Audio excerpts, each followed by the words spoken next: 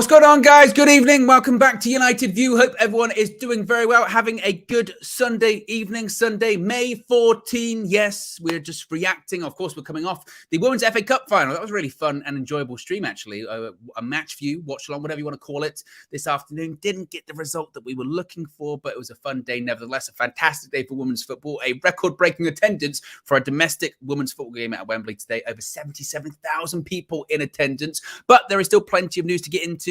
On the men's side of things, we're going to be talking a little bit about the latest Takeover developments this evening. And if you're not pro or not Sir Jim Ratcliffe in, maybe it's good news, maybe it's bad news. I don't know what news it is, really. It's more we don't know news, really. It's that everyone's still in the dark about all of this. I'm not going to come on here this evening and say that this is happening, that's happening, that's happening, because honestly, we really don't know. And I think we're into a period of time where it's not right to give out false hope. All of us want this process to be over and hopefully going in the way that we want it to go in. But of course, we don't really know what's going on with it. So we're going to be talking about that. Avram Glazer himself was at Wembley today watching the Manchester United women's side in the FA Cup women's final. So some people looking into that. He was asked about the takeover process, but as one would expect, he said nothing. He just ignored reporters as he was inside the stadium, because what can he really say? I would think that this far into the process, he, like everyone else, is probably under NDA, so there's not much he can say. So we'll talk about that. We'll also talk about Adrian Rabiot. Yes, Rabiot, it's not over. Rabiot round 2, possibly this summer. This time, it could be a free transfer. I want to get you guys' opinion on that, because Ten Hag reportedly, not only does he want the player, he's been talking to the player as well. So we can touch on that this evening. Centre-back options, Kim Min-jae. I forget who the person was, but there has been someone here in the UV community, and I should really remember the name. Next time you tell me, it's going to be going up here, locked in, and I'm going to throw away the key. I'll remember it forever. Someone on this channel had been telling us for years, legitimately, since the channel started, Owen, Flex, KG, Marcel, Minna, whoever would listen, you, Manchester United, need to sign Kim Min-jae. Kim Min-jae is the centre-back that Manchester United need. And at the time, I went, you don't know what you're talking about, man. You know, I've never heard of Kim Min-jae. This is Kim Min-jae at Fenerbahce days. Well, he went to Napoli and he's won the Scudetto. And he's also been linked to Manchester United. Quite significant actual reports linking him to the club today. So we'll talk about that as well. So there's plenty to get into this evening, guys. A late night view, depending where you are in the world. Some people, it might not even be that late. Some of you, it might be the afternoon. So afternoon view. For some of you, it might be morning view as well. So be sure to strap in, settle down, have a cup of coffee, have a whatever you drink. I mean, it's up to you. This show is yours as well. So there you go. Be sure to smash a like on the like button as well, and be sure to subscribe bottom right hand corner. I think this might be Flex in the chat saying that's what he changed his name to. Oh, the EV Scout. Oh, wow. I don't know. See, I don't know who this is. This sounds like it might be Just Josh, actually. Just Josh Media, Graphics Guru, Visual Ninja. You can confirm. Will says, Owen view. What terrible view that is. Victor says, in Japan, at 5:05 here in the morning. Look at that early morning dedication. Is that Monday as well? Yeah, I think it is. Monday morning. Oh. It's already making me dread tomorrow. Mondays. When I was a kid, I used to hate Sunday evenings. You know, when you'd have your dinner, and then you think, it gets to like 6 o'clock, 7 o'clock, and you go, got school tomorrow. Then you remember that you've got homework that you haven't done, or you remember that you've got food tech, or what I've been calling, I'm not sure what it would be called in other countries, but you realize, I've got food tech tomorrow. I haven't got any ingredients. Go up to your parents sheepishly. They go, well, what you got for school tomorrow? You go, I got English, maths, food tech. And they go, what? Food tech? What ingredients do you need? You get out the list. Get out the list. You give it to them. Self-raising flour. Where are we going to get that? At 9:05 in the evening. Go to the corner shop, something like that. Come on. Looking through the cupboard. It'll have to be normal flour, non-raisin. It'll be fine. It's not fine. Then you get graded low in food tech. But you get to eat your food at lunchtime. That was always the fun thing too. Also, I know this evening, and I am going to get to the news. I know this evening that I've probably dragged you away from the real Sunday night entertainment, which is AFTV. I think a lot of people this evening are finding their way over to AFTV because the league's over, folks. Now, obviously, I'm not going to sit here and celebrate that Manchester City have basically won the league again. 5 out of the last 6 years. For all the whole Premier League, it's the most open league in the world. It's not. The same team wins it every single season. But what is fun about this, and you have to take the positive out of any negative, the positive is that I've been listening to a lot of Arsenal fans this season tell me, particularly in the last few weeks, that they haven't bottled it. We haven't bottled it. No, we haven't bottled it.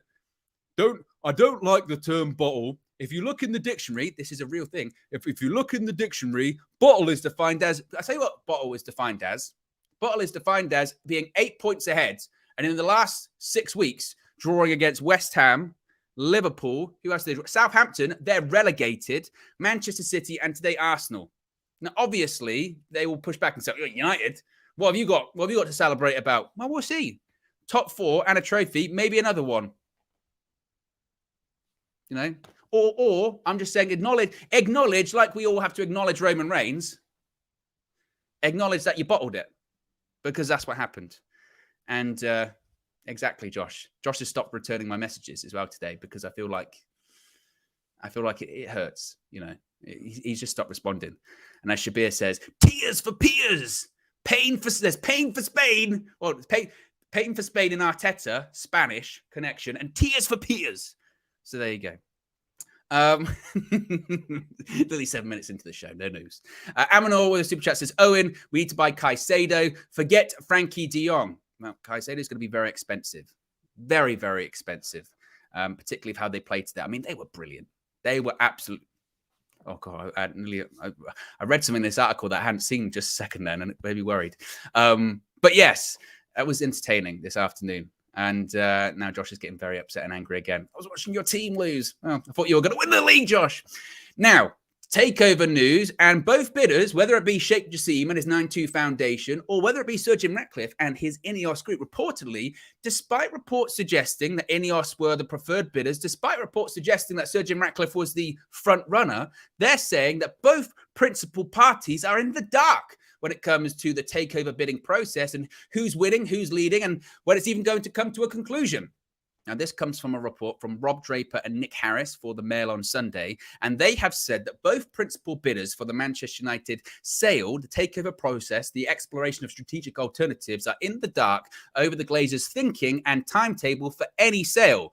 Sources close to both Sir Jim Ratcliffe and Sheikh Jassim of Qatar feel that stories about Ratcliffe being in pole position may in fact be part of a strategic play by New York bankers Rain to squeeze yet bigger bids from both parties. So if and I know there's quite a few of you out there, if you thought when those reports came out about Sir Jim leading the race or being the front runner and Qatar being out of the race or things going quiet or Qatar not hearing anything from the Rain group or anything like that, if you felt that this was all part of a bigger ploy, a bigger strategy from the Glazers, if that's what you thought, you might be right here. Because according to this report anyway, that's what both parties think. They think that the report's coming out suggesting that we're close to a conclusion when it comes to this, or one side is ahead of the other. They think it's just Rain, and the Glazers saying, we feel like we can get more money. We still haven't really got the money that we're looking for. We still haven't really got the bids that we're looking for. And in the case of Sheikh Jassim, we know this guy's got it.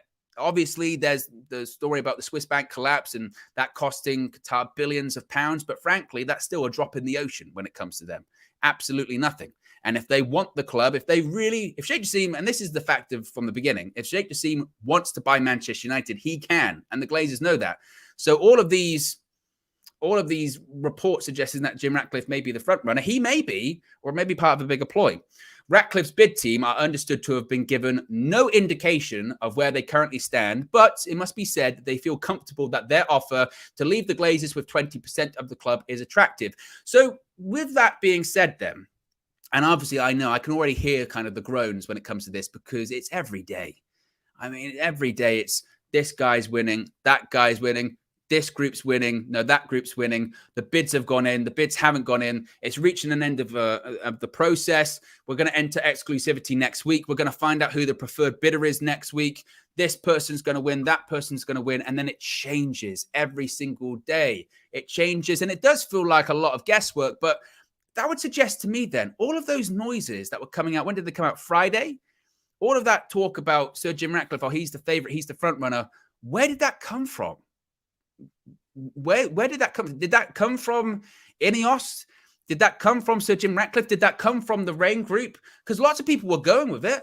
Lots of people were suggesting that was the case.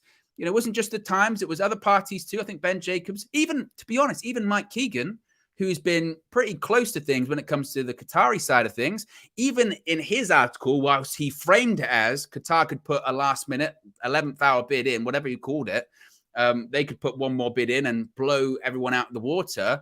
He still framed it as, but Sir Jim Ratcliffe's the front runner. Ineos is the front runner. And now today, you've got reports saying they don't even, well, we don't know. We haven't been told anything. We haven't heard anything. Despite other articles suggesting that, Rain are going to enter, are keen or happy now, or willing to enter talks to put together a world record package, even though the package wasn't world record. It's just infuriating, isn't it? It absolutely is infuriating. Now, it's also said in this article from the Mail on Sunday, it's not clear how such a deal regarding Ineos would be constructed, given another 31% of the club is owned by non-Glazer shareholders. So let me get this straight. One day, you've got Jim Ratcliffe, Ineos, they're the front runners. The next day, they get, well, we haven't been told we're the front runners, but we're still pretty comfortable with our bid. In addition to that, they go, well, how would you put actually together all of this process? You're saying that the Glazers could stick around, they could have 20% of the club, even though, again, that percentage varies from report to report, from person to person. Oh, and by the way, there's another percentage involved here that are owned by non-Glazer shareholders. How would that even work? So you're putting together a bid and you're not even sure how you would put it together. How would that work? Don't know. We'll figure it out. So that goes back to the other point, which is for all of the, we're entering endgame territory now. We're Doctor Stranging it. We're in the endgame, Tony. That's when he puts up his finger at the end and Tony does the whole, and, dies. Spoilers. It's been out for a while, the film, Endgame, and it was brilliant. And hasn't been the same since, the MCU, frankly. So for all of this talk that we're in the Endgame, it doesn't feel like it, because the real important parts of this takeover deal, this takeover process, haven't even been hashed out or ironed out yet. They don't even know. So how can we be in the Endgame when there are so many massive questions? And it kind of feels like to me at this point that I don't even think the Glazers know. I don't even think they know at this point. And that's why those reports had come up previously when they said people involved in this entire process still doubt whether the Glazers really want to sell. Because when you're hearing nothing and you're seeing reports out there, yet you haven't been told anything, yet you're still calm and confident, but the other group, they're still calm and confident as well, you must start saying to yourself, am I getting played for a fool here? Am I getting messed around? Because to me, this isn't a joke. To fans, certainly it's no joke, but even to the interested parties, to Sheikh Jassim, this isn't a joke. To Sir Jim Ratcliffe, this isn't a joke. They've had to put a lot of extensive due diligence, has to go in to put these bids together. In the case of Jim Ratcliffe, he's had to negotiate and talk to a lot of these banks to get some of the backing, the financial backing for his bid together. And for Sheikh Jassim, again, he's had to put together an actual company, the 9-2 Foundation, to get it together.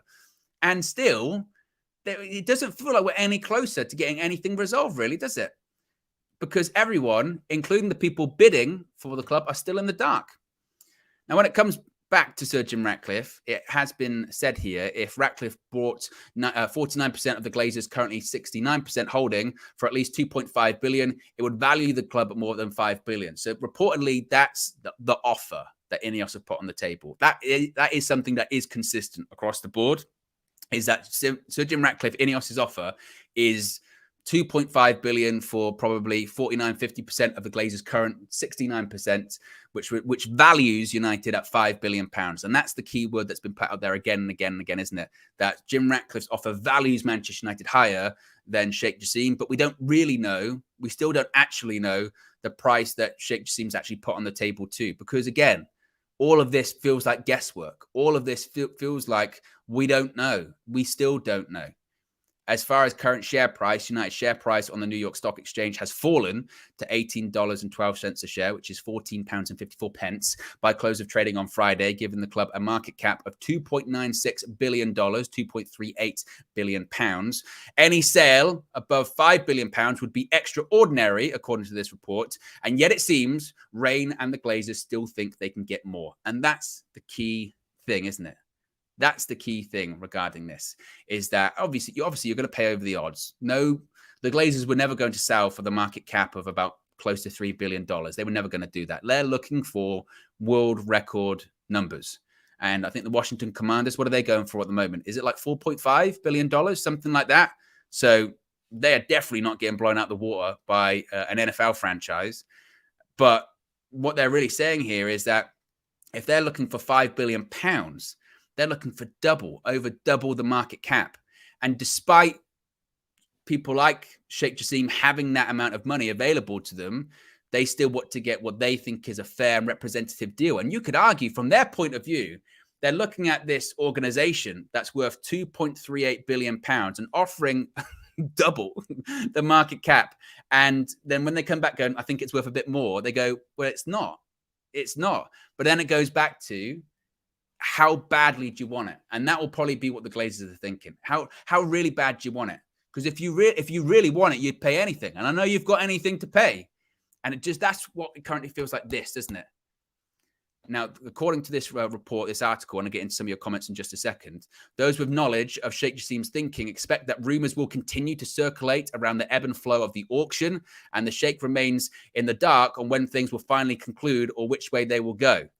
There is an acceptance that Rain and all the Glazers might simply be trying to maximize the sale price, but Sheikh Jassim also remains confident that in his bid, rather, of around £5 billion for 100% of the club. Quote, ultimately, it's up to the Glazers what they want to do and where we go from here, said one source. The process has always been a very fluid one and crucially has never had a set time frame, though clearly the fans would like one for understandable reasons. Well, of course, because even though there hasn't been a set time frame, we've constantly been told this can happen very quickly. It'll happen before. Remember April? Remember Easter? I'll probably be near enough done by Easter. Well, that came and went. Well, probably May. Well, nearly halfway through May. Today it's the 14th. Well, by the end of the season. The end of the season's a couple of weeks. Well, by the summer. I wouldn't even be shocked if by tour, which is in July, we still don't kind of know. And they're still trying to drive up the price. They're still trying to go, well, I think they have a bit more. Because there hasn't been a time frame. And according to this report, people like Sheikh Jassim and his representatives are kind of saying to themselves, man, we think this is going to continue. And I think maybe the positive out of all of this is it does give us a point of reference for the future. And I speak about myself when I say this, that when these reports are coming out now, I'm going to take a step back and I'm going to go, but we've heard this. So if it's Sheikh Jassim is winning, I'll go, we've heard this. If it's Sir Jim Ratcliffe, Ineos, he's winning, I'll go, well, we heard this. It was basically done last week. Now it's not done. And for those people that have been saying it feels like it's all guesswork, I feel like you may be correct. I feel like you might be right. It feels like it's all guesswork, and anything that comes out in the media feels like a ploy. I'm not saying the media are lying. I'm saying they're reporting what they've been told, but what they've been told probably has other goals in mind, again, to drive up the price or to get another bid in, which as of right now, again, there hasn't been a bid from Sheikh Jassim or anything like that, despite I know there's some rumblings, but there hasn't been anything substantial. Let's get to these super chats here. Lil Yo-Yo says, low-key, the journalists have been severely played. Well, the thing is, I don't think they particularly care really that much. You know, for them, they probably have the mindset of, look, Man United anyway get clicks. Man United sell papers. Man United get eyeballs on whatever product you're selling.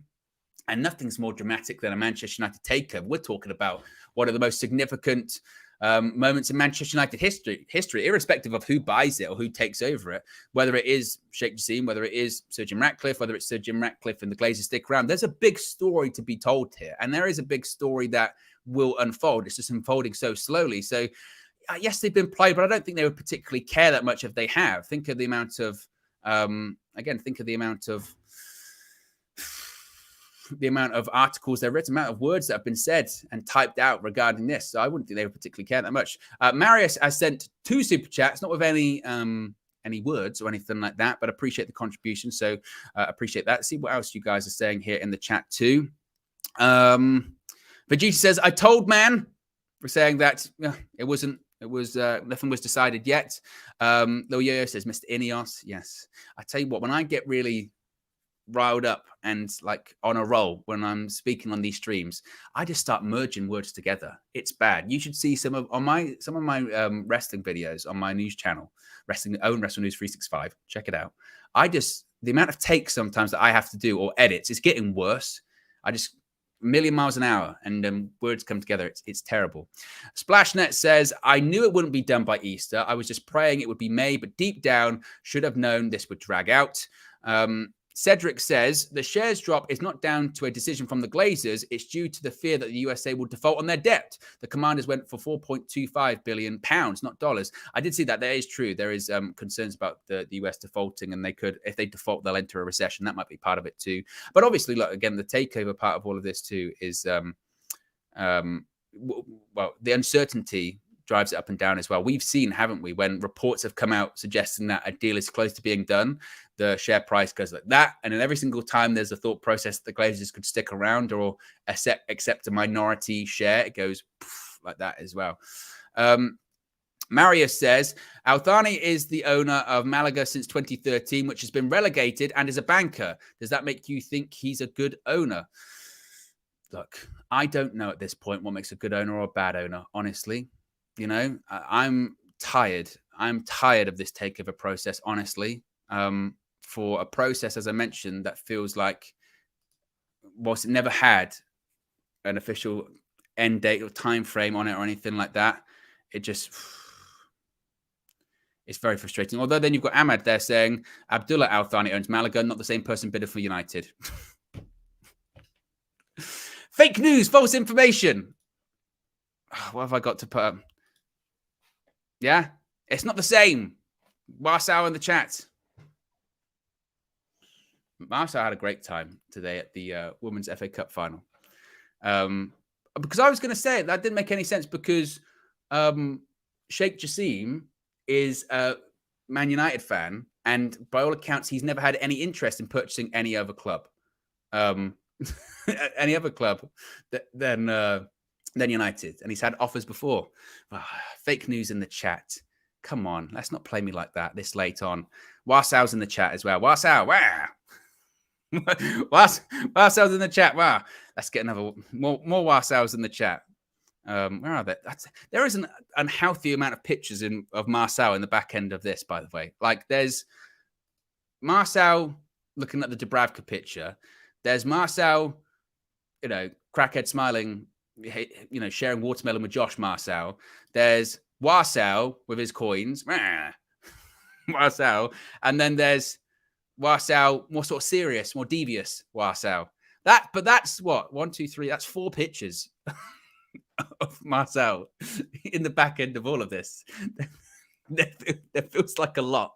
There's a heavy Marcel influence on StreamYard here at United View. There's a lot. I think it's because he's very memeable. You know, he can morph to any characters.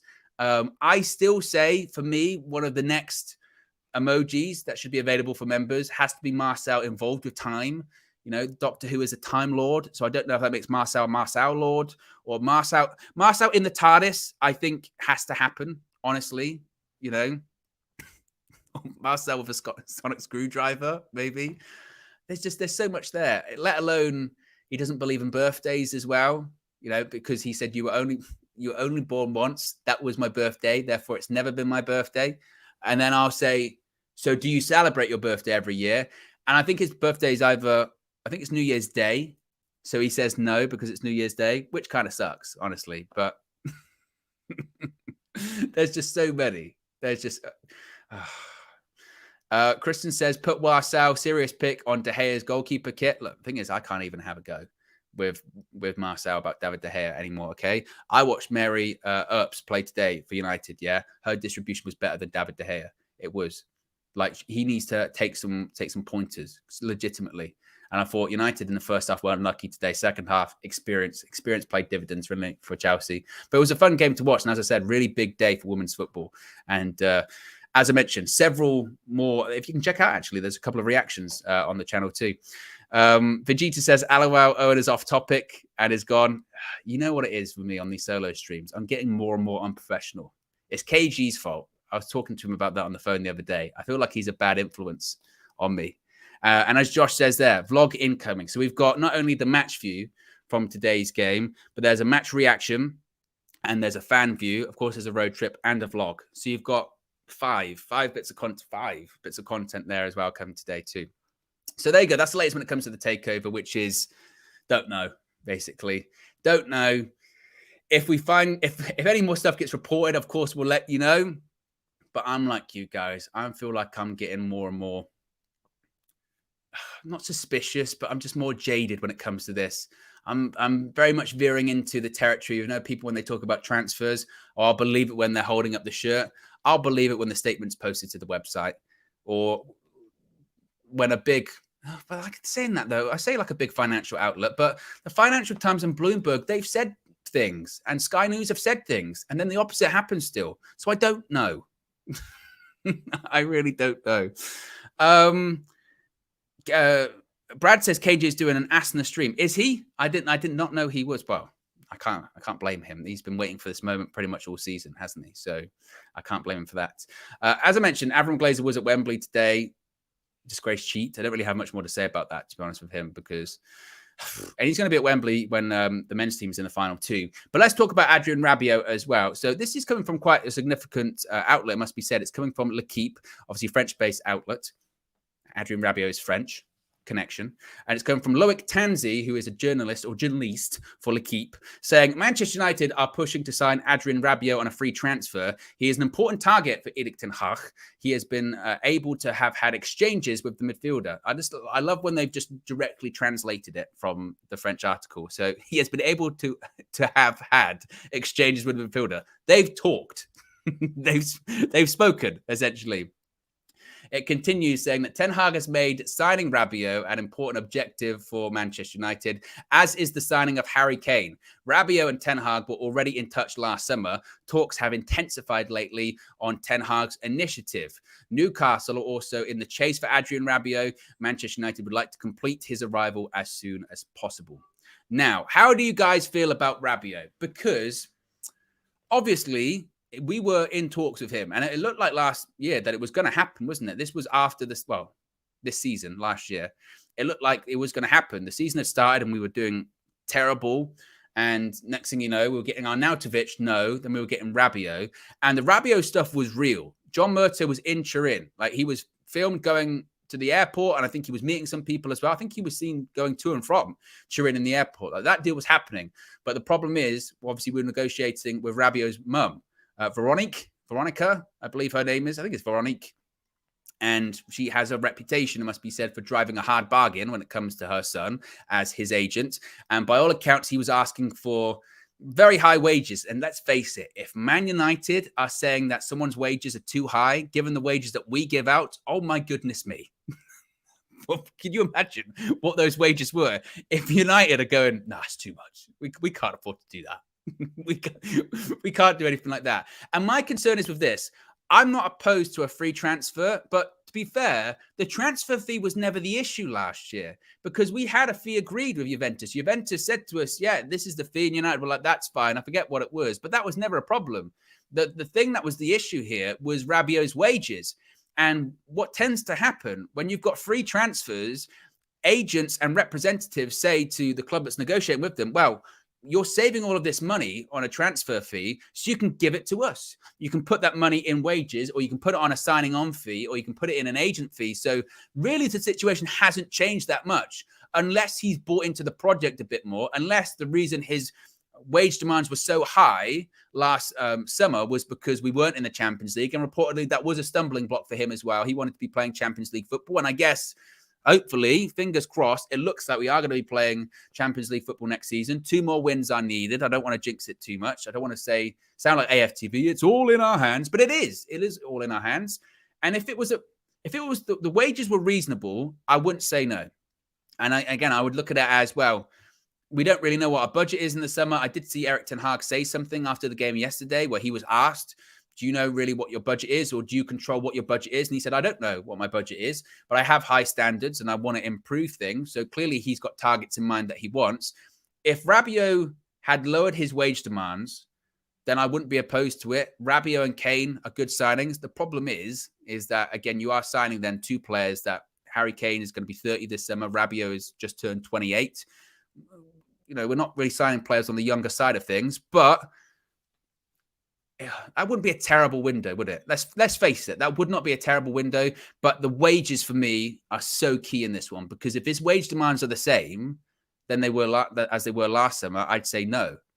And and to be honest, even if he'd lowered them because we're in the Champions League, then I'd say, oh, well, what are you really coming for? Are you coming for because you believe in the project, or are you coming for money?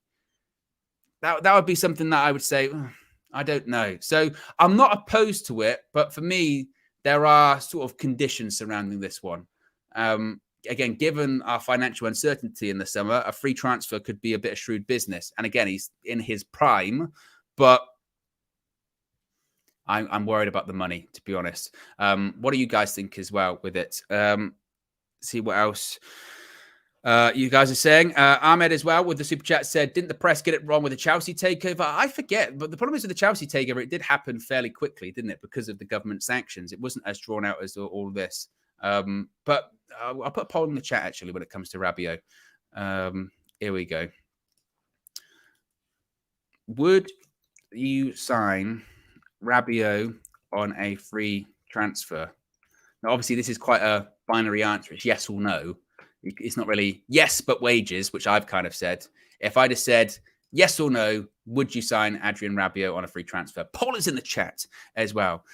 But again, if this takeover stuff is dragging out, then we might be really looking at free transfers, people that are available. If we go, like, we've literally got 100 million plus player sales, and that 100 million is going to sign Harry Kane, then you might be looking at free transfers. And maybe that's where Rabiot comes into it. But again, my just feeling is when it comes to frees, sometimes that's when wages get really out of control, because the focus is you can put the money that you would be spending on a transfer fee into wages or agent fees or anything like that as well. But let's face it, if this report's accurate too, and Ten Hag's already talking to the player, and he clearly wanted him last summer, again, that was real. That all of those reports were real. We wanted Rabiot.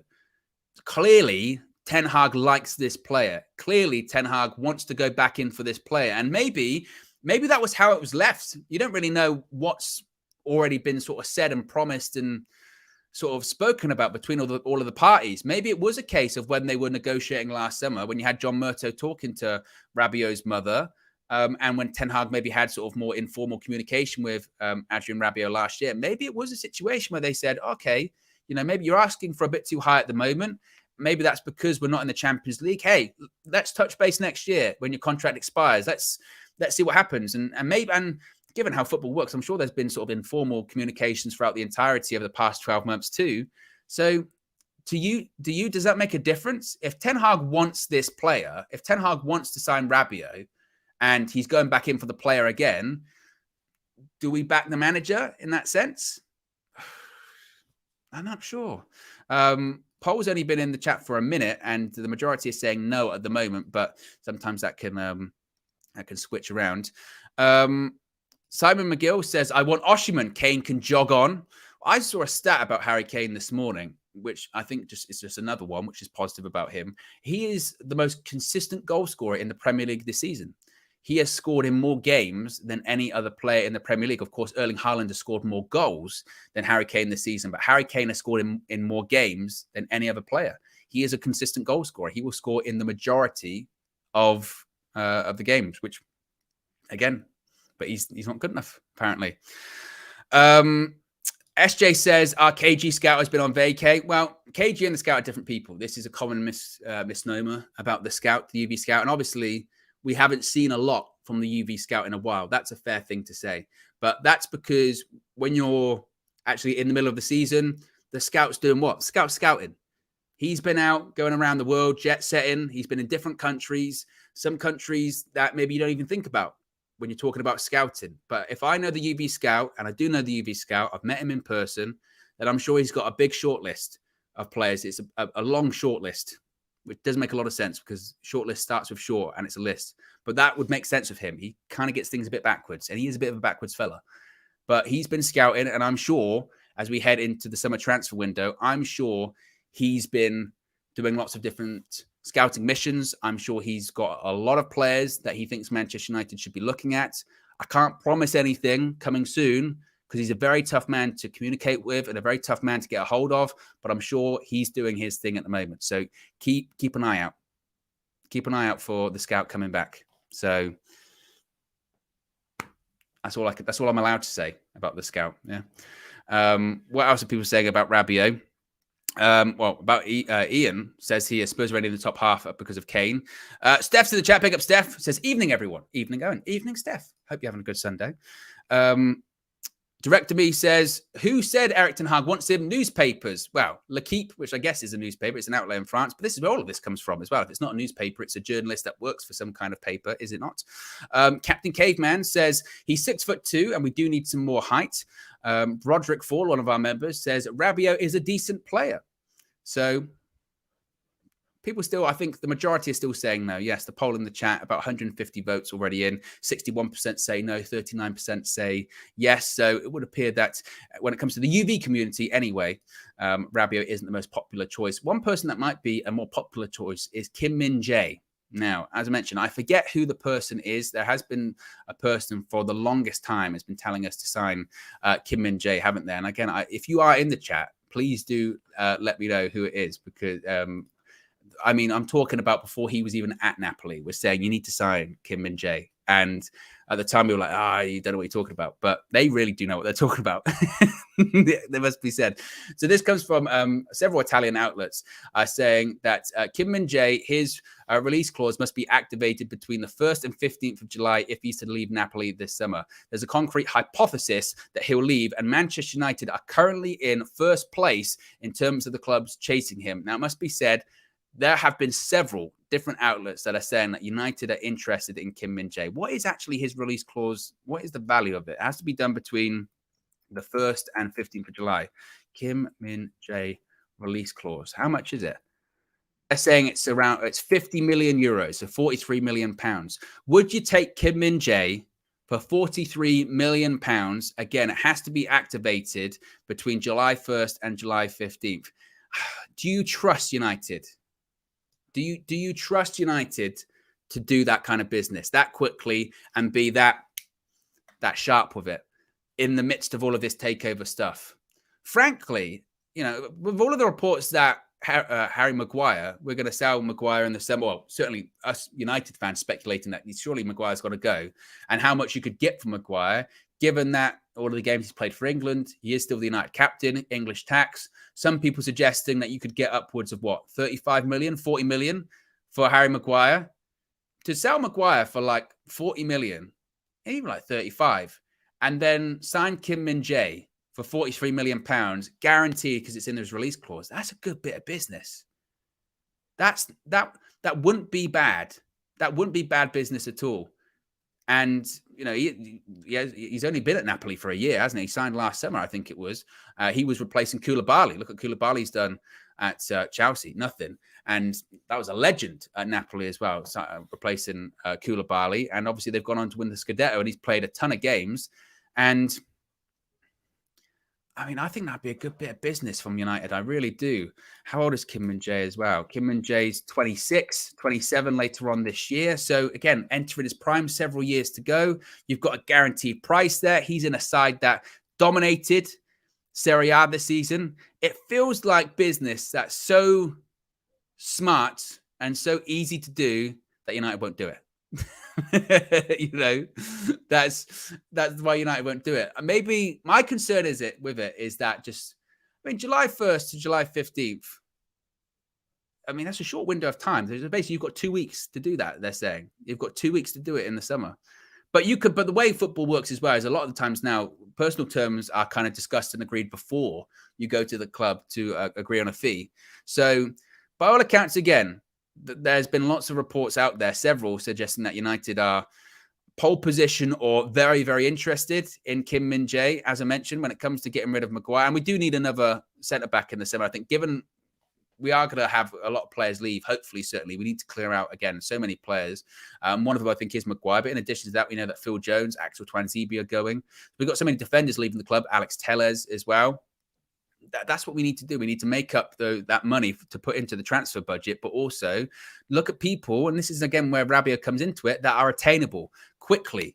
We don't really want many protracted transfer sagas this summer. Harry Kane, if we are to go for him, that's going to probably be the one that's going to take ages.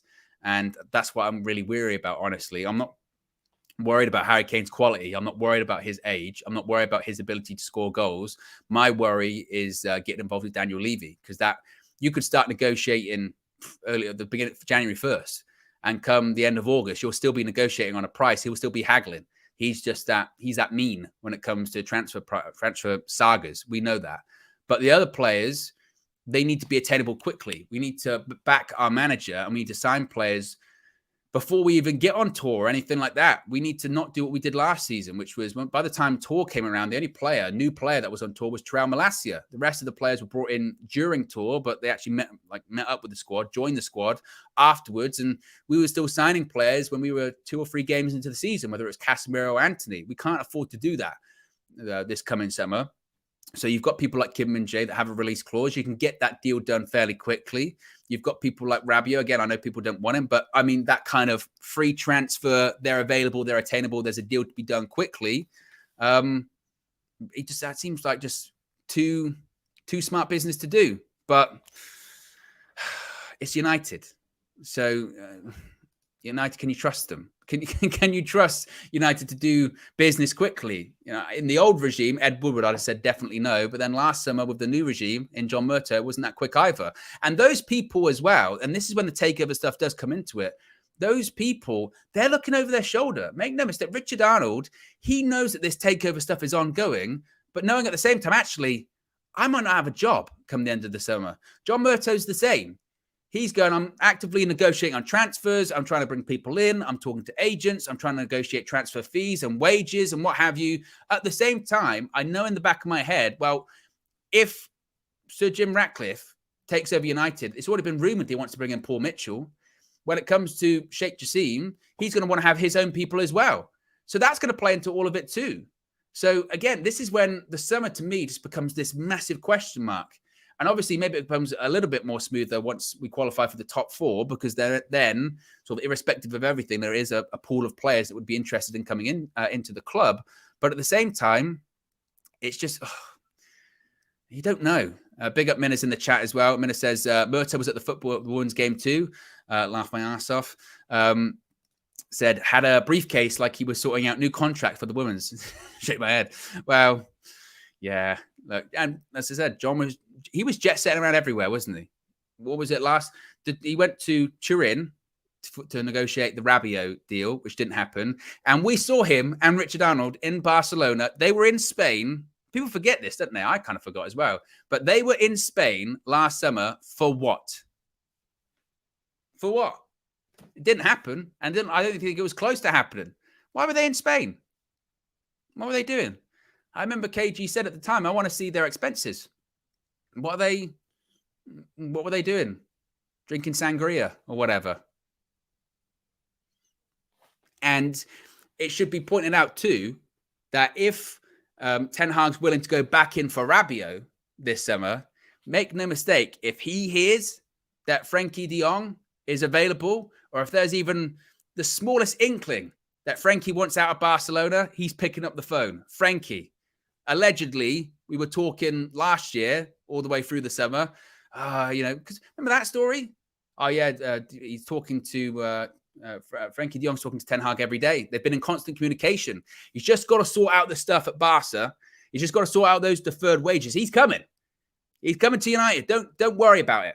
He's coming to United. Then come the end of the window. No, it was never close. Yeah, fee was agreed, but de Jong never wanted to come. But if Ten Hag's willing to go back in for Rabiot, make no mistake, if de Jong, if there's even a small chance of his availability, you'd be like, hey, let's pick up the phone again. Eric, what about the funds? Forget the funds. We'll make it work. We'll make it work when it comes to Frankie. We can bring him in. I don't know. Finally, I do want to talk about Paul Pogba. I know this is kind of separate and he's not a United player anymore, but I don't know if you guys saw this. So Paul Pogba had his first start for Juventus, his first start actually in football since April of last year, April 2022. He started for Juventus this evening, and he had to come off after 22 minutes due to another injury. Now, I'm not going to dunk on him or anything like that. And I don't really want to talk about it too much because obviously he's not a United player anymore. But the only reason I bring it up is because some people do that whole, if Pogba was still here under Ten Hag, blah, blah, blah. Mate, if Pogba was still here, he wouldn't have played. He's been injured all season. He's been injured since the moment he was a Juventus player. It's May. He's made his first start in over a year, and he lasted 22 minutes. This is feeling very Owen Hargreaves-ish.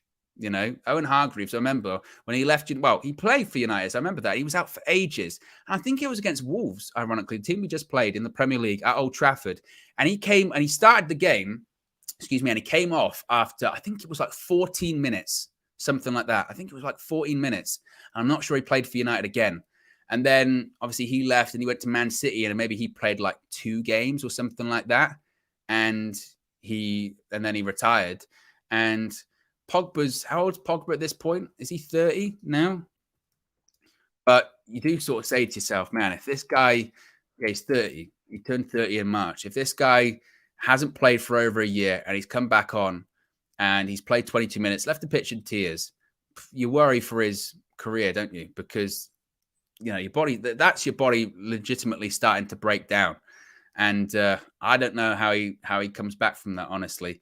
Obviously, look, you feel bad for anyone, irrespective of people don't like Pogba and what have you, but you feel bad for anyone seeing someone leave the pitch in tears. But I think United, from a business point of view, probably got away with one when it comes to that, honestly. Because if he was people forget his last year at United too. Like he didn't play that much. He was injured a lot, and that happened most seasons. He would miss a couple of months or a period of time of injury, and it feels like it started to really catch up with him. Certainly. So there you go. But there you go, guys. That's a bit of a late night view for you. I am going to be live tomorrow morning as well. I'm going to be live for a morning view, going through the latest Manchester United news and happenings too. Tomorrow, what will we go on tap? Well, Tactical View is coming around 1 or 2 o'clock. Statman Cam going to break down the tactics behind Manchester United's 2-0 victory over Wolves at Old Trafford on Saturday, and probably talk a little bit about, I guess, what the plans are moving forward, hopefully for the rest of the season when it comes to United, and if we can get that, top 4, which I think we can. I believe that we can. And then also 6 p.m. tomorrow, 6 p.m. we are going to be live for the full view, as always, with the full panel discussing, again, I guess, the latest developments in the Manchester United takeover process and the latest going on in the world of Manchester United as well. Let's do a final check on the poll. So the poll has been up for 16 minutes, over 300 votes. Now, I don't want to be that guy. Yeah, I don't want to be that person that says this poll has been going for 16 minutes. 16 minutes, and it's already got over 300 votes.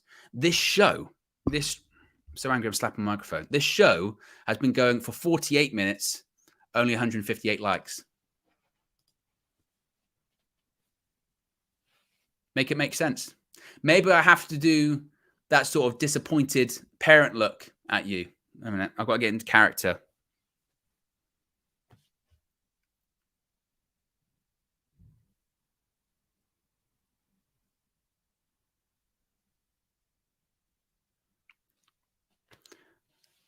I'm not angry.